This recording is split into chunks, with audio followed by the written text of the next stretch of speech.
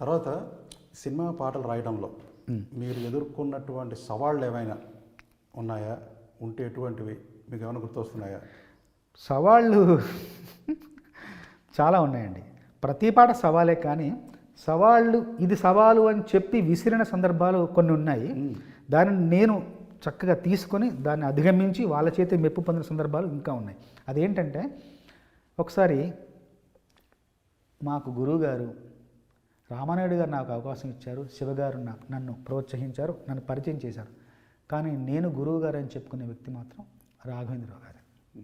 ఎందుకంటే రాఘవేంద్రరావు గారు రెండో సినిమా పెళ్లి సందర్భంగా నన్ను పిలిచి, ఎక్కడో కూకట్పల్లిలో నేను ఉంటున్నాను, ఇంజనీరింగ్ చేస్తున్నప్పుడు హెచ్ఐజిలో ఉండేవాడిని, పైన ఒక నెక్కర వేసుకొని ఒక చాప మీద పడుకుని ఉన్నాను, ఒక దిండు వేసుకొని. ఒక వ్యక్తి వచ్చారు, వచ్చి 4వ ఫ్లోర్ వచ్చి పైకి వచ్చి, చంద్రబోస్ గారు ఎవరంటే, నేనే సార్ అన్న. మిమ్మల్ని బాబాయ్ రమ్మంటున్నారండి అంటే, బాబాయ్ ఎవరండి అన్న అంటే, రాఘవేంద్రరావు గారు సినిమాలు డైరెక్షన్ చేస్తుంటారు అన్న. సినిమా రాఘవేంద్రరావు గారు అని, అవునమ్మా. రాఘవేంద్రరావు గారు రమ్మడం ఏంటి, మీరు రావడం ఏంటి, ఆయన మనుషుని పంపించడం ఏంటి, వెతుక్కుంటూ నన్ను రావడం ఏంటి, కూకట్పల్లిలో నేనుండు అని నేను చాలా ఆశ్చర్యం గురై పదం కిందికి వెళ్ళగానే అప్పుడు ఎస్టీడీ బూత్లోకి వెళ్ళి మాట్లాడించారు రాఘవేంద్ర గారితో. ఏమ్మా ఏం చేస్తున్నావు అంటే, సార్ ఏం లేదు సార్, ఇట్లా ఇంజనీరింగ్ అయిపోయింది, ఇట్లా ఒక పాట రాసాను తాజ్మహల్, తర్వాత ఇంకేం లేదంటే, వస్తావా తిరుపతికి అంటే, వస్తాను సార్ అన్న.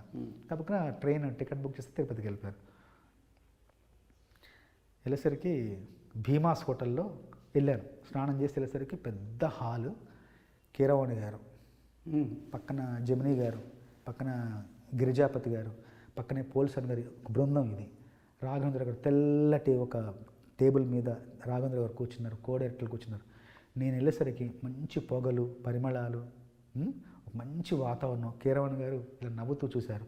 అప్పుడు ఆయన చేస్తున్న బాణి ఏంటో తెలుసు, మా పెరటి చెట్టు పళ్ళన్ని కుశలం అడిగే, మా తోట చిలకమ్మ మీకోసం ఎదురే చూసే. నా కోసం ఎదురు చూస్తున్నారా అన్నంతగా ఆయన అప్పుడు పాడుతున్నారు. అడగానే నేను కూర్చున్నా.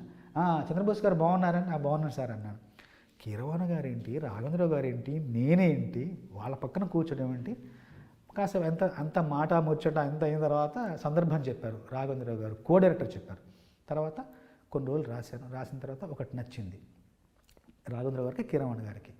సరిగమ పదని సరాగం త్వరపడుతున్నది మాఘం, తకదిమి తకదిమి తాళం ఎప్పుడెప్పుడన్నది మేళం. ఈ పాట అందరికి నచ్చింది. ఈ పాటతో నా ప్రయాణం రాఘవేంద్ర గారితో, కీరవాణి గారితో అలా అలా అలా అలా సాగుతూ ఇన్నాళ్ళు ప్రయాణం వాళ్ళతో చేశాను. రాఘవేంద్ర గారు మాత్రం నాలోని కవిని బాగా గుర్తించి నాకు ఎన్నో అవకాశాలు ఇచ్చారు. ఇప్పుడు సవాలు గురించి ఒకసారి పిలిచారు, నాన్న వస్తామంటే వెళ్ళాను. ఒక 15 పాటలు చేసామయ్యా, నువ్వు 15 పాటలు వినమన్నారు ఒక సినిమాకి. 15 పాటలు విన్నాను, ఒక గంటన్నరలో విన్నాను. తర్వాత సార్ అన్నీ బాగున్నాయి సార్, బ్రహ్మాండంగా ఉన్నాయి అంటే, ఇప్పుడు నువ్వు పాట రాయాలన్నారు. చెప్పండి సార్ అన్న. రామదాసు సినిమాకి. నువ్వు పాట రాయాలంటే, రాస్తాను సార్ అన్న. నీకో షరతు అన్న. చెప్పండి సార్ అన్న. అన్ని పాటల్లో రామ రామ రామ అని ఉంది కదా. అవును ఉంది సార్ అన్న. ఇందులో కూడా రామ రామ వస్తుంది సార్, సందర్భం ఏంటి సార్ అన్న. ఏముందయ్యా, రామదాసు కాకముందు కంచర్ల గోపన్నగా ఉన్నాడు, పెళ్ళవుతుంది, మొదటి రాత్రి శోభనం, ఆ పాట నువ్వు రాయాలని. రాస్తాను సార్, గుర్తుంది కదా, రామ రామ రావాలి, శివ శివ శోభనం రోజు పాటలో రాముడు ఎలా వస్తాడు అని చెప్పేసి, మరి అదే మరి వెళ్ళు అన్నారు. అనగానే అమ్మయ్య బాబోయ్ అని చెప్పేసి మొత్తానికి ఆలోచించి ఒక పల్లవి రాశారు. కీరవాణి గారు బాడీ సమకూర్చారు. చాలు చాలు చాలు విరహాలు చాలు చాలు, ముద్దుగా వినవలేక నా ముద్దు విన్న పాలలో వన్నె పూలు నువ్వు ఆరగిస్తే మేలు, చాలు చాలు చాలు చాలు చాలు విరహాలు చాలు చాలు. ఇది పల్లవి. దీంతో ఏ గొడవ లేదు. చరణాలు రాయమని రాస్తున్నా. ఈ నీ కరములు నా మేనికి వశీకరములు, నీ స్వరములు ఈ రేయికి అవసరములు, ఈ సుఖములు మును పెరుగని బహుముఖములు, ఈ క్షణములు మన జంటకి విలక్షణములు. రామా వా రామ రామా ఇంటికి మన్మధుడా అను పిలుపులు, ఆలీలలు అవలీలలు. చాలు చాలు చాలు చాలు చాలు. ఒక రాముడు అయిపోయాడు. ఒకటైంది. రెండోది, ఈ చిలకలు సరసానికి మధుర గుళికలు, ఈ పడకలు మోక్షానికి ముందు గడపలు, ఈ తనువులు సమరానికి ప్రాణధనువులు, ఈ రణములు రససిద్ధికి కారణములు. విరామాలెన్నడు విరామాలెన్నడు ఎరుగనివి చలీడులు, తొలిదాడులు చీపాడులు. చాలు చాలు చాలు చాలు చాలు. విరామాల్లో రామ వచ్చేసాడు. రాముడు విరాముడు ఇద్దరు వచ్చేసారు. ఆ సినిమాలో యాక్చువల్గా ఇంటర్వెల్లో కూడా విరామంకి ముందర రామం పెట్టి తర్వాత వి పెట్టారు. అలాగా రాఘవేంద్రరావు గారు ఇంకా మెచ్చుకొని, అంటే ఒక సరదా ఒకలాంటి పోటీ ఆయన చెప్తుంటారు. నేను దాన్ని ఎలా అందుకుంటాను, ఎలా తీసుకుంటాను, ఎలా మళ్ళీ అందజేస్తానన్నది అప్పుడు సరదాగా ఉంటుంది రాఘవేంద్రరావు గారితో. ఇంకొకటి కూడా సవాలు అనగానే, ఒకసారి కృష్ణారెడ్డి గారు చాలా సినిమాలు రాశాను నేను. మొదటి సింగిల్ కార్డు కూడా కృష్ణారెడ్డి గారికి రాశాను పెళ్లిపీటలు. అప్పుడు పెళ్లిపీటలో మొదటి సింగిల్ కార్డు 8 పాటలు రాశాను. అప్పుడు రచయితకు, అంటే ఎప్పుడు రచయితకు గౌరవం గుర్తింపు ఉంటుంది, ప్రేమ ఉంటుంది, అభిమానం ఉంటుంది. కానీ ఒక 24 షీట్ పోస్టర్లో మియాపూర్లో లక్ష్మీకళ శశికళ థియేటర్ తర్వాత పెద్ద పోస్టర్ వస్తుంది. అక్కడ పెద్ద ఒక పోస్టర్ ఉంటుంది. అక్కడ పెళ్లిపీటలు ఇటు కృష్ణారెడ్డి గారు, సంగీతం కృష్ణారెడ్డి గారు, సాహిత్యం చంద్రబోస్. పోస్టర్ మీద సంగీత దర్శకుడు రచయితకు అంత గౌరవం. అంత ముందు కూడా ఇప్పుడు లేదేమో. అంత ముందు కూడా అంటే నేను చూడలేదు ఎప్పుడు. రచయిత పేరు ఉంటుంది కానీ రచయిత ఫోటో, సంగీత దర్శకుడు ఫోటోతో ఒక పెద్ద పోస్టర్ డిజైన్ చేసి ఇవ్వడం అనేది చాలా గొప్ప విషయం. ఎందుకని నేను ఒకటే మాట చెప్తాను, అందరికీ చెప్తున్నాను. అక్షరం, స్వరం గొప్పది, చాలా గొప్పది. స్వరం కంటే అక్షరం మరింత గొప్పది. అక్షరం ముందు పుట్టింది, తర్వాత స్వరం పుట్టింది. అక్షరానికి స్వరం అలంకారమే కానీ సమస్తం స్వరం మాత్రం కాదు.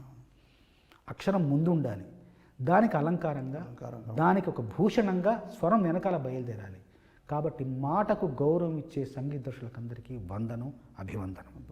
మాటను గౌరవించండి, మాటను నిలబెట్టండి, మాటకు ప్రాణం పోయండి. మాటే చిరకాలం శ్రోతల గుండెల్లో మారుమోగేది, శ్రోతల ఆలోచనలో మార్పు తెచ్చేది మాటే. దానికి స్వరం అలంకారప్రాయంగా మాత్రమే ఉండాలి. ఇది నేను నమ్మిన సత్యం, నమ్ముతున్న సత్యం. ఇలాగా ఒకసారి కృష్ణారెడ్డి గారు వెళ్ళాను, కూర్చున్న తర్వాత, ఏమండి విజయం గురించి ఒక పాట రాయాలి సార్. రాస్తాను సార్ అన్న. అంటే పెద్ద పెద్ద మాటలు, పెద్ద పెద్ద ఆలోచనలు, పెద్ద పెద్ద అట్లా కాకుండా చాలా చిన్నగా సున్నితంగా అందరికీ అర్థమయ్యేలాగా ఉండాలి. ఉంటుంది సార్ అన్న తర్వాత ఇప్పుడు 6వ ఎక్కం, 8వ ఎక్కం, 13వ ఎక్కం కష్టం. అవునండి, 1వ ఎక్కం కష్టం కాదు. ఒక ఎక్కం 1, ఒక 2, 2, ఒక 3, 3, ఒక 4, 4 ఇంత సులభంగా ఉండాలన్నారు. అయిపోయిందిరా అనుకున్నా. మళ్ళీ కాసేపోయాక టీ వచ్చింది. టీ తాగుతున్నాను. మళ్ళీ ఆయన టీ చూడగానే ఇంకొక ఆలోచిస్తున్నాను. ఏమండి, బిర్యానీ చేయడం, పలావ్ చేయడం, ఇంకేదో చేయడం కష్టం, కానీ టీ చేయడం కొంత సులభం అన్నిటితో పోలిసి. అంత సులభంగా ఉండాలన్నాడు. ఏంటి ఒక్కొక్క ఉన్నాడు, టీ అన్నారు. సరే చూద్దామని చెప్పేసి బాణికే రాశాను. బాణి ఏంటంటే తన్నానా తానా తానా తారనా తన్నాని నానా తారనా ఇలా ఉంటుంది. తీసుకెళ్ళాను, అమ్మవారిని ఒకసారి ప్రార్థించుకున్నాను, ఏదైనా ఇమ్మన్నాను.